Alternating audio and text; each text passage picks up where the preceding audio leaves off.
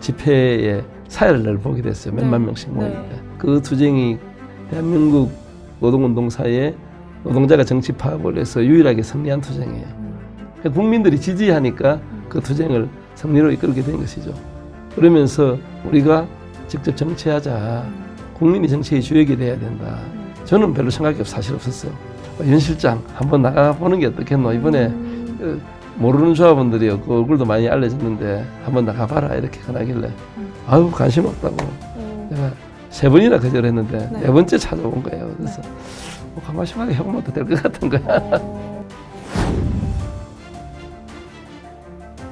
출생도 많이 안 하고 자살률도 높고 너무 이제 이렇게 끝없는 경쟁, 불평등 양화가 심해져서 그게 완전 이제 고착화돼가는. 그러니까 나라는 억수로 보강하고 민주화도 잘 됐는데 국민은 행복하지 않는 이런 대한민국에 대해서 많은 젊은이들이 지금 절망하고 있는데 이걸 어떻게 좀 행복의 가치로 좀 바꿀까? 절망을 희망으로 바꿀까? 그러려면 좀 정치가 좀 바뀌어야 된다.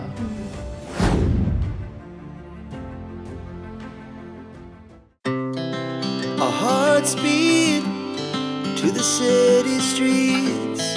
We began to feel the fire. We wanna chase the night, wanna dance to the light.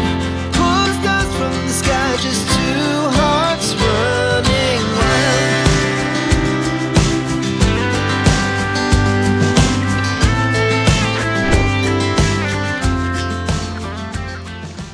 안녕하세요. 한 정치인의 인생 궤적을 돌아보는 폴리티션 스토리. 저는 정치부 윤채영입니다. 오늘은 재선 국회의원이신 진보당 윤종호 원내대표님 모시고 얘기 나눠보겠습니다. 안녕하세요, 원님. 네, 반갑습니다. 네. 회사 생활을 하셨다가 뭐 노동운동도 하시다가 이제 정치에 입문을 하신 건데 그 노동운동에서 정치로 입문하는 그 과정이 좀 배경 설명이 더 있으면 좋을 것 같아요. 네, 그래요. 그때 이제 우리가 사내복지 올리고 임금 올라도 아파트값 올라버리고 뭐 사교육비 많이 나가버리고 이래가 안 되겠더라. 이제 이런 생각을 가질 시점에 이제 그 정내고 칼바람이 이제 불면서 이제 제가 현대장소농장 조직적인 실장을 하면서 그 집회의 사회를 보게 됐어요. 몇만 명씩 모이는데 그 투쟁이 대한민국 노동운동사에 노동자가 정치 파업을 해서 유일하게 승리한 투쟁이에요. 행진을 하면은 시민들이 전부 다 이렇게 우유도 주고 빵도 주고 물도 나눠주고 박수를 계속 쳐줘요. 사람들이 얼마나 많이 모였냐면 선두가 출발해서 시청을 한 바퀴 돌아서 다 돌아왔는데 후미가 못 빠져나가고 있어요. 그 정도로 사람이 많이 왔고 국민들이 지지하니까 그 투쟁을 승리로 이끌게 된 것이죠.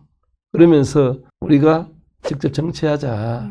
국민이 정치의 주역이 돼야 된다. 정치하는 사람 따로 있고 현장에 노동하는 사람이 따로 있는 것이 아니다. 누군가는 대표로 나가야 된다. 저는 별로 생각이 사실 없었어요. 누가 하도 와갖고 윤 실장 한번 나가보는 게 어떻겠노. 이번에 모르는 조합원들이 그 얼굴도 많이 알려졌는데 한번 나가봐라 이렇게 하길래 아유 관심 없다고 내가 3번이나 거절했는데 4번째 찾아온 거예요. 그래서 가만히 생각해 해보면 될 것 같은 거야.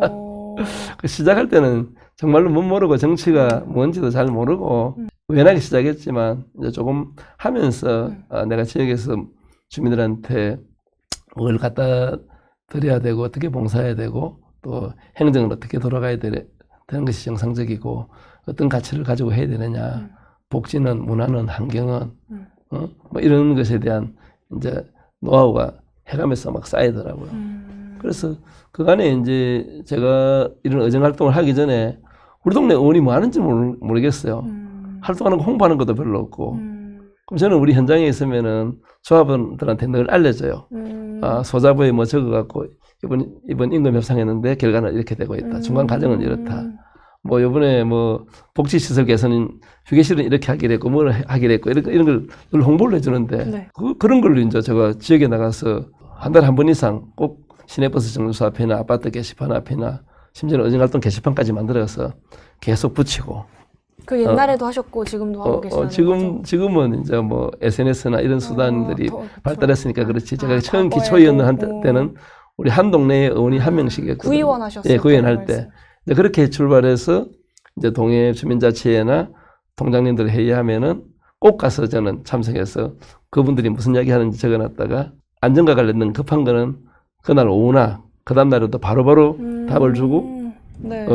나머지 질문은 꼭 다음에 가서 요건 어떻게 됐고 피드백을 100% 했죠. 이런 것들이 쌓이고 이제 아까 같이 그렇게 확실하게 또 주민들 의견 많이 듣고 홍보하고 그리고 이제 아이들 마을 문고 운영하고 또 주부대학도 운영하고 할머니들 한글 교실도 운영하고 이러다 보니까 지역의 이제 주민들의 신망도 높아지게 된 이제 이런 계기죠.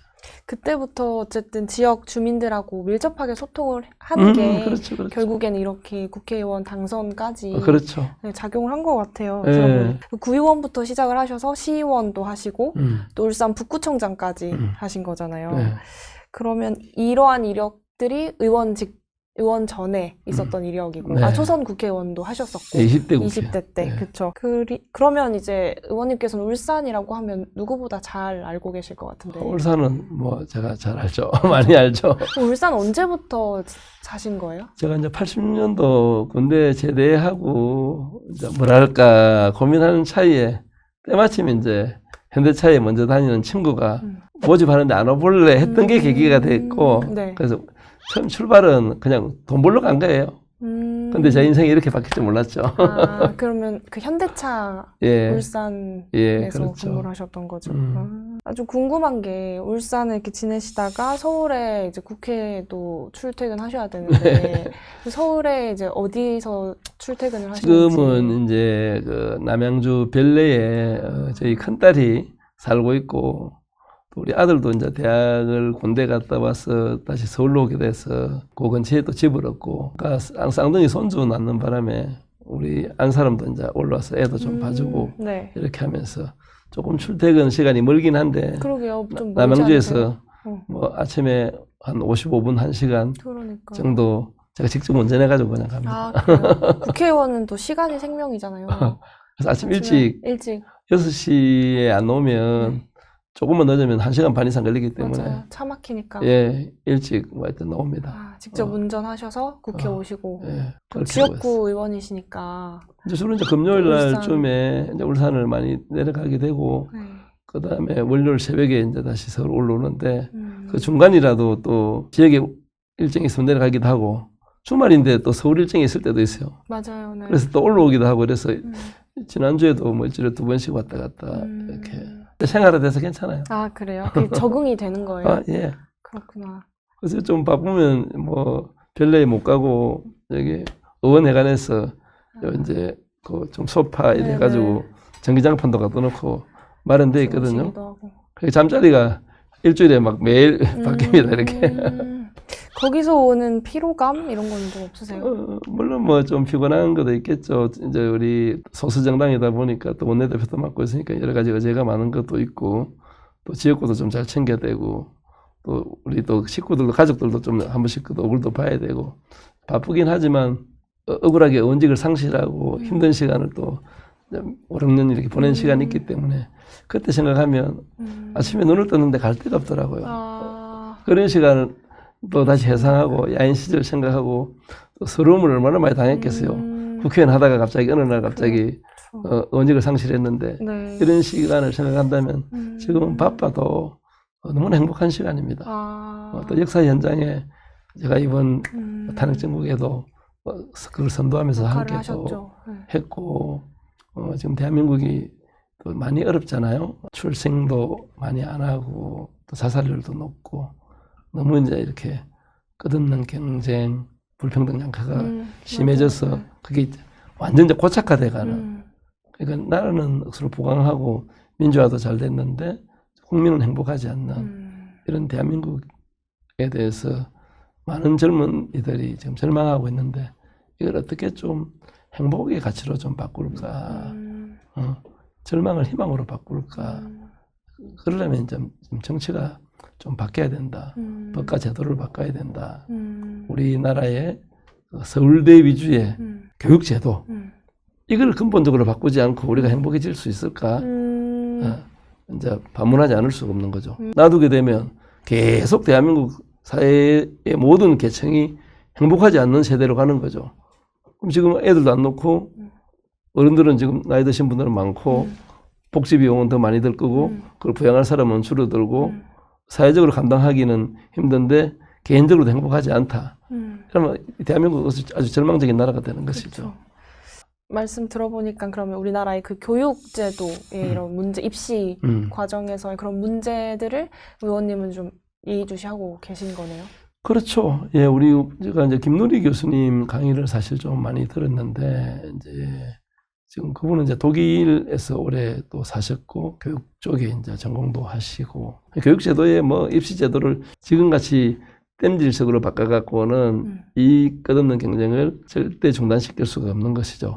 완전 성적 위주로 서울대 중심적으로 하는 걸 근본적으로 바꾸지 않고서는 답이 없는 거죠. 그래서 독일은 성적을 20% 이상 반영하지 않습니다. 대학 입시에. 우리로서는 상상할 수 없는 이야기죠. 근데 이제 거기에 대기 기간 그 학생이 그 과를 가기 위해서 애를 쓰는 그만큼 똑같은 과에 가는 데 있어서 조금 머리 좋고 공부 잘하는 아이가 거기 간 것보다 거기 가고자 하는 의지가 강한 사람이 나중에 그 성과가 훨씬 더 크더라는 것이죠. 그리고 전공하는 사람이 자기 행복하잖아요. 내가 하고 싶은 일 하니까. 근데 우리는 지금 성적에 의해서 그냥 좀 자기 과를 선택하는 경우도 엄청나게 많잖아요. 그렇죠. 대학이 중요하니까. 그러니까 입학하는 게 중요하니까. 입학하는 걸 왜 중요하게 생각할까요? 좋은 데 취직하려고.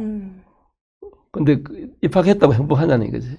그 살아남기 위한 끝없는 경쟁이 계속되고 있으니까 그것을 어떻게 좀 근본적으로 바꿀까.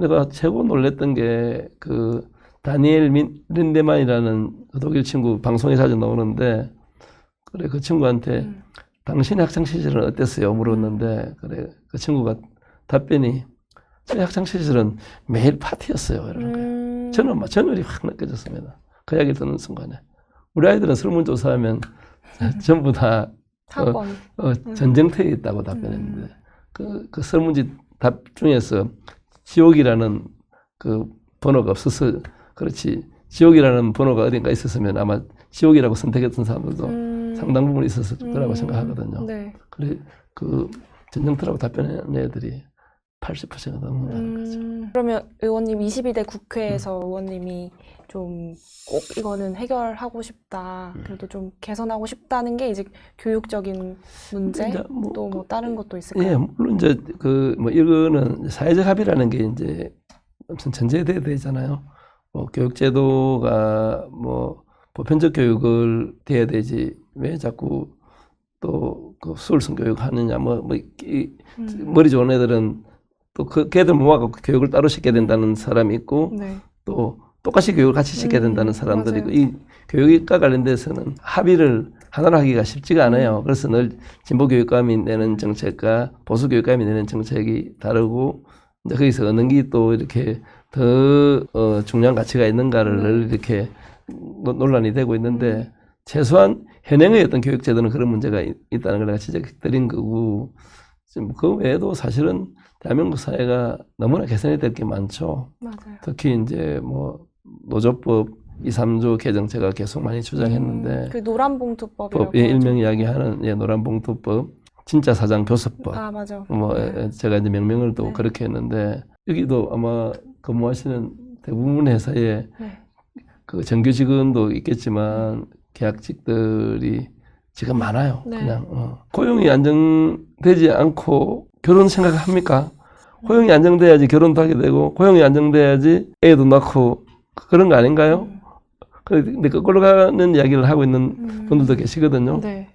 그나마 대한민국 사회에서 조금 출산율이 높은 곳이 세종시예요. 그건 한때는 많을 때 1.3명까지도 갔는데 지금 우리 평균이 0. 지금 72명 갔다가 지금 74명, 76명 정도 이야기하고 있는데 그때 1명 이상 넘는 것은 대부분 공무원들이 많이 근무하잖아요. 네. 평생 직장이 보장되고 적정한 임금 수준이 되고 육아휴직 제도가 좋고 노후의 연금 제도가 좋습니다. 그러니까 애를 좀 더 놓죠.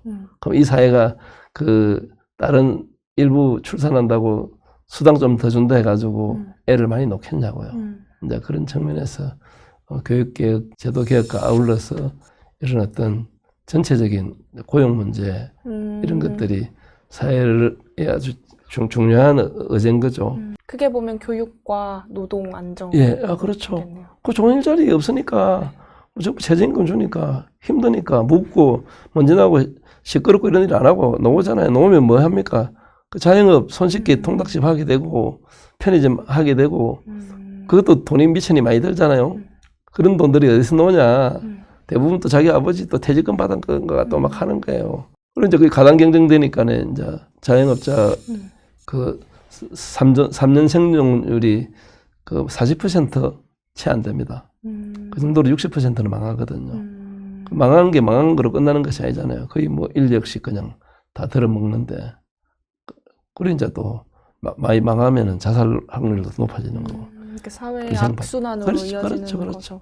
이걸 이제 선순환을 어떻게 바꿀 것인가 하는 고민들을 뭐 저는 많이 하게 되는 거죠.